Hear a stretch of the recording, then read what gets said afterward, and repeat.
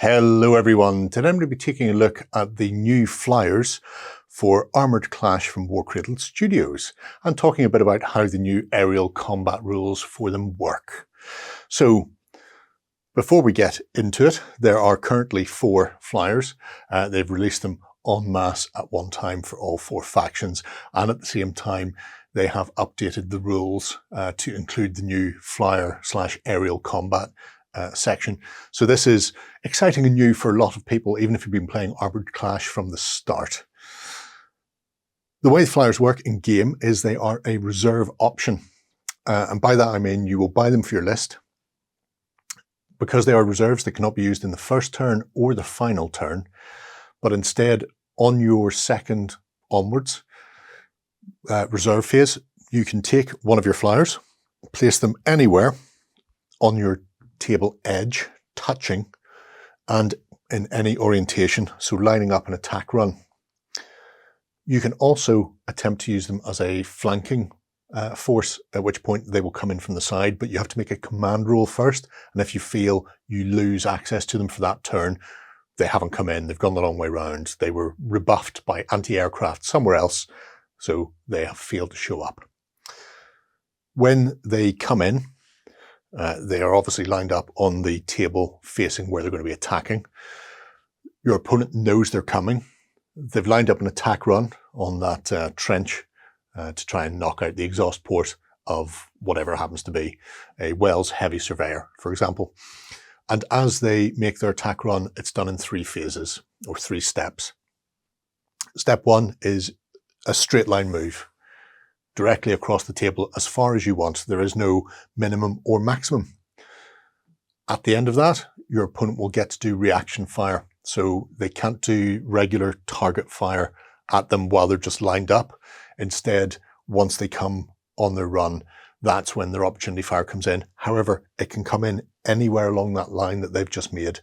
So if you happen to be flying past some anti-aircraft or aerial targetable units who were down a side street or hiding in a park that maybe couldn't have seen you at the beginning or end of your run, they can do it midway through. Obviously, it's going to be a bit of a negative. They're attempting to hit an aerial target that's moving quickly, but that's the idea. After that, you then do your shooting.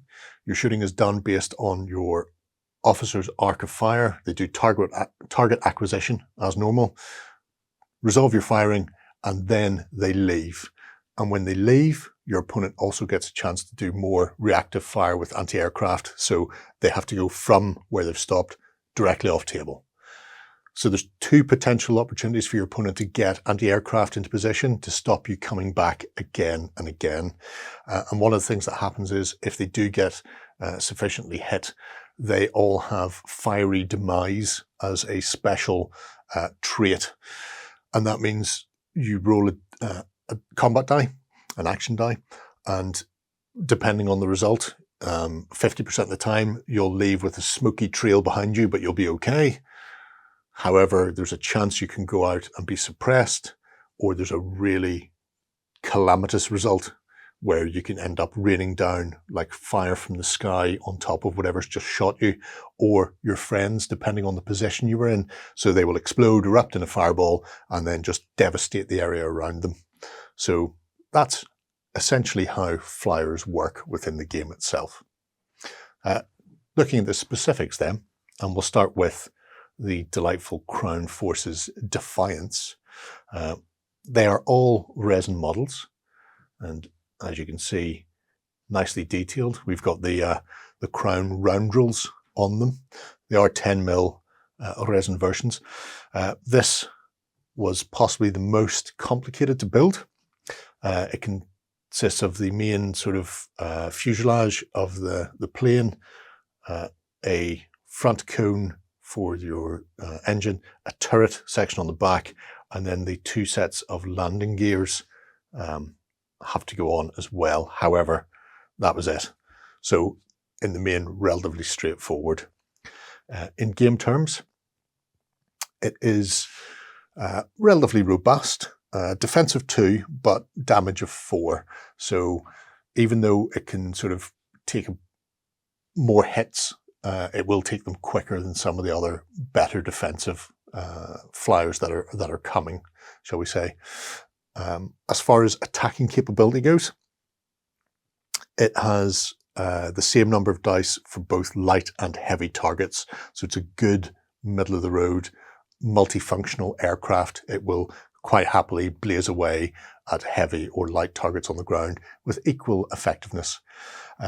It does also have the capability of engaging aerial targets, and it does also have the turret as well. The turret means it can engage outside of your officer's target acquisition arc, so outside that front arc. There is an additional negative to do it, but you have the capability. So if you see something creeping around behind you, or maybe want to gauge some flyers who are doing their level best to stay out of your dogfighting capabilities, then you have the turret to aid you with that.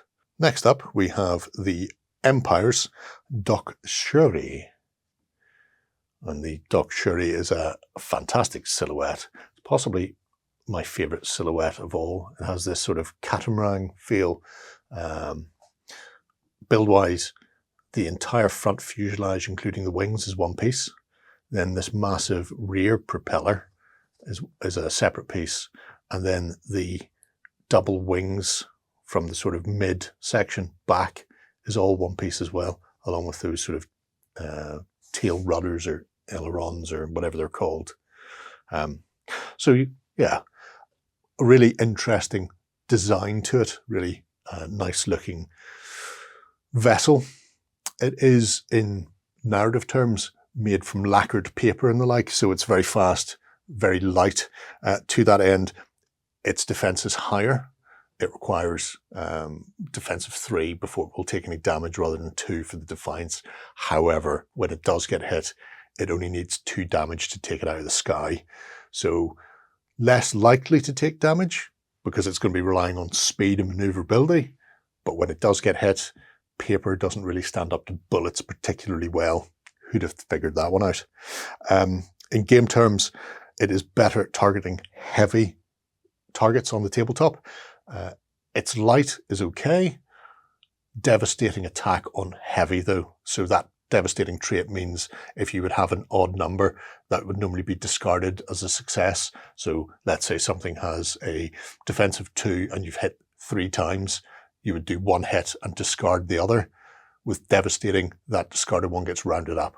So you'll do an additional point of damage, in which case you may actually take out what you're aiming at rather than just damaging it. So very good in that respect. And against other aerial units, its dogfighting capability is all right. It's not fantastic. It's lower than the Defiance, but still worthy nonetheless.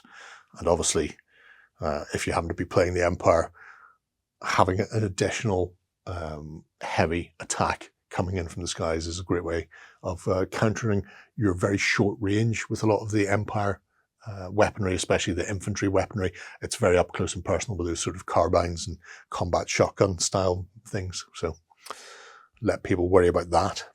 For the Union, they have the Corsair with that very dramatic, I'm not sure whether they call it gull wing look or not, but that very distinctive double V.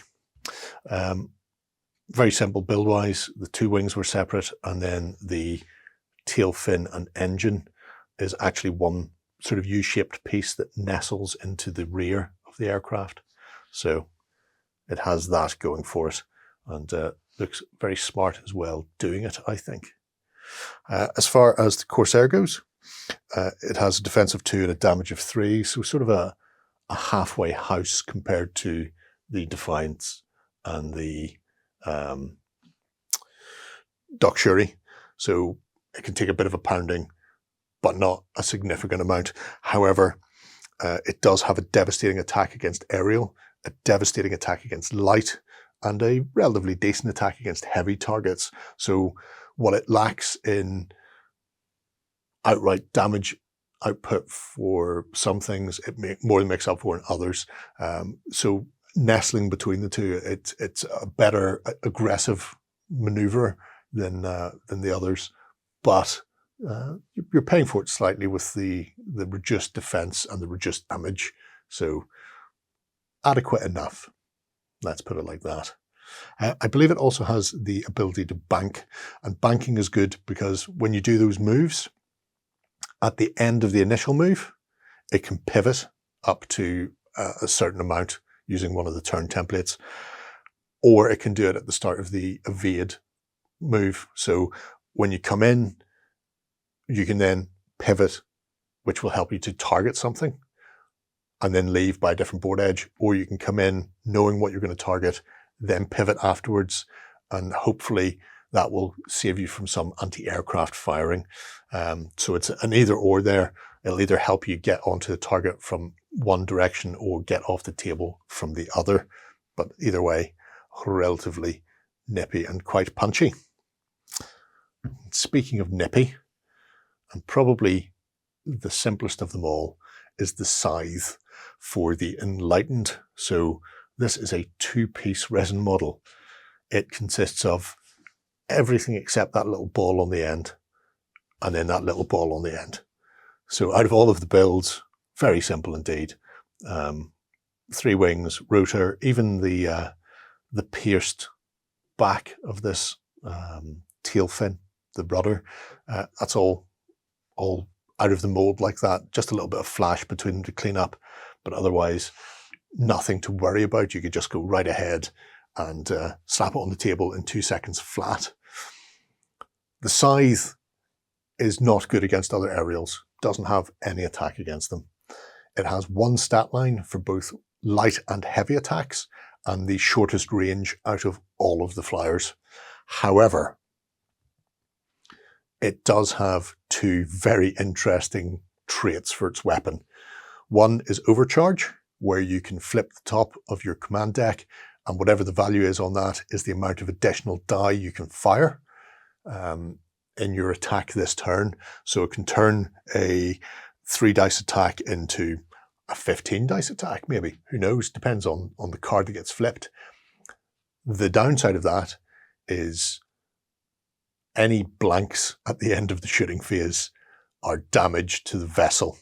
So you can go big, but you may not be going home. It is the price you pay. And sometimes it's worth paying that price because, you know, it's hilarious. The other thing it has is coruscating attack. It only has a 10-inch range. However, everything in a straight line from your flyer to your target gets hit by that. A little beam of energy coming out. And that means even though it's only got a short range, it can potentially inflict a lot more damage to more units than any of the others can, because everything is in the way. Your opponent will really be on the lookout for them coming and make sure that there's plenty of anti-aircraft around, especially if they're a big force, something like maybe the Union or the Empire that have a lot of infantry units and a lot of small supporting units attached to them. That could be devastating for them.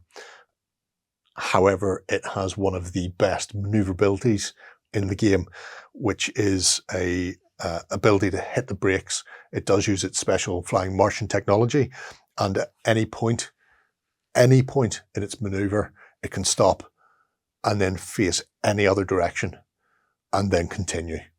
So it can literally do a 90-degree or up to a 180. You can go one way down a street, stop, pivot, shoot off another direction, do your attack, and then leave, completely unmolested by whatever anti-aircraft your opponent happens to have put together. So that is the flyers. They are 1 per box, as you might imagine. However, your squadrons can be 1 to 3, I think in every case, which means you have the potential to do quite a lot of devastating aerial attacks if you so desire.